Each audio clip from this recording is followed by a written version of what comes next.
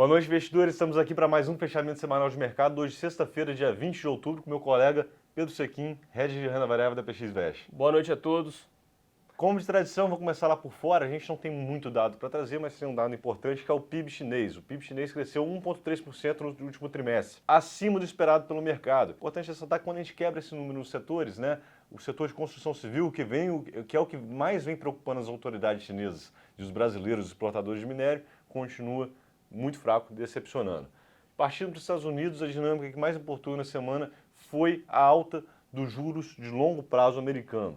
Os títulos de governo americano de 10 anos abriram na semana negociando 4,70%, ou seja, eles remuneram o investidor a 4,70% e fecharam a semana negociando uma taxa de 4,91%. É uma alta expressiva dos juros futuros que tem consequências para os ativos de risco, não é, Sequim? Bom, Dirceu, falando sobre o conflito geopolítico, por favor, traga para a gente alguns elementos para a gente se situar onde que a gente está pisando com esse conflito geopolítico que está escalando tanta tensão lá no Oriente Médio. Bom, pessoal, lembrando ali, a guerra entre Israel e Palestina é uma catástrofe humanitária, mas aqui a gente vai se ater aos fatores econômicos, né?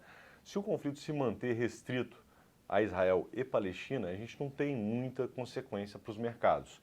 Agora, lembrando que todos os vizinhos ali são grandes produtores de petróleo e gás natural, e todos eles têm certo envolvimento, um certo grau de envolvimento nesse conflito. Se o conflito escala, e o Irã, por exemplo, fecha o Estreito de Hormuz, que é onde é escoado cerca de 20 a 30% da produção mundial de petróleo e gás, obviamente a gente vai ter um efeito ali parecido com o que aconteceu com a guerra entre a Ucrânia e a Rússia. Os preços de petróleo tendem a disparar. Nada disso se concretizou até o momento, mas o mercado já deu uma antecipada, né? E o petróleo vem negociando aqui em alta nas últimas 2 semanas. Bom, passando aqui para o Brasil agora, no Brasil a gente também não teve nenhum dado econômico de muito importante que movimentou muito o mercado. Foi essa dinâmica externa, tanto do conflito quanto da alta dos juros americanos que dominou o mercado brasileiro. Então a gente foi junto com o resto do mundo, né? Nossos juros futuros também subiram na semana, subiram muito forte ao longo de toda a semana, e na sexta-feira deram uma aliviada, mas não o suficiente para fazer a gente fechar no 0 a 0. Nosso juros subiu também e ali está negociando entre 11 a 11,5%, dependendo do vértice que você pega. 11 a 11,5% ao ano, né? Cerca ali de 6, 7% a mais do que os Estados Unidos. E isso, obviamente, também trouxe consequências para os ativos de risco, não é, Sequim?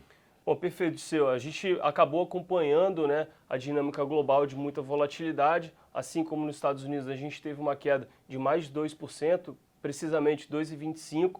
O dólar ficou muito no 0 a 0 e o que vale destacar no ambiente doméstico foi a prévia operacional de Vale, que soltou junto no mesmo dia, na terça-feira, os seus dados operacionais, que frustrou um pouco o mercado, apesar de ter a prática de preços e a sua receita ter ficado um pouco melhor.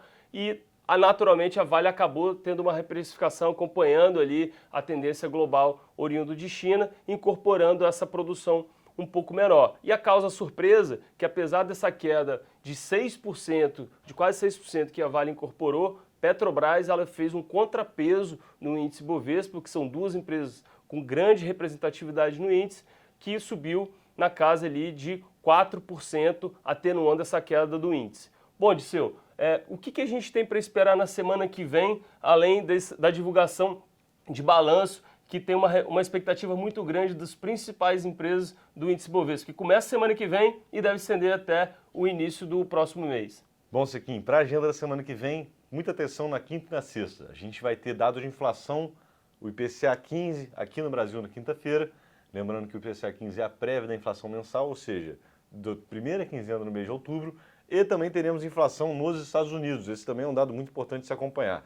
Na quinta sai a do trimestre e na sexta a mensal. Sexta-feira que vem a gente vai estar aqui de novo para trazer as atualizações para vocês novamente. Forte abraço e um bom descanso. Um abraço a todos, boa noite, pessoal.